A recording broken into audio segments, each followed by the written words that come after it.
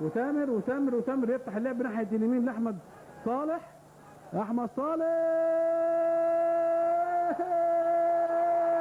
جول يا واد يا حازم يا لعيب، يا واد يا حازم يا لعيب، طلع الثابته وجاب جول جميل. الجول يا ولد يا ولد، لا هي النقله اللي هناك هو ده لازم يتحيى، اللي هناك ده هو اللي لازم يتحيى. يا على حلاوه الجول ده، مش ممكن يا جماعه.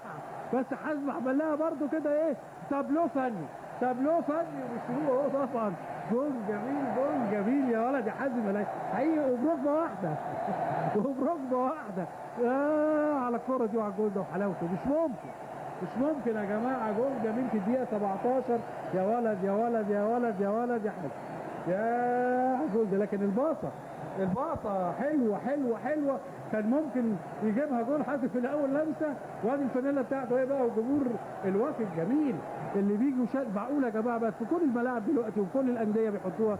جون جميل يا حازم حقيقي. لكن الباصه كمان مش ممكن، اتلعبت له بالعرض ايه ده، لازم نشوفها بقى. مشكلتنا احمد بيقول يجيبها لنا مرتين ثاني كده انها شوف احمد صلاح عملها ازاي. حلوه يا جماعه، شوفها ازاي واتلعبت ازاي. شوف اتعملت ازاي يا ولد. عبد الحليم، لا عبد الحليم بقى بيلعبها. شوف حازم عمل ازاي، عمل هشوت وعلى طول جول.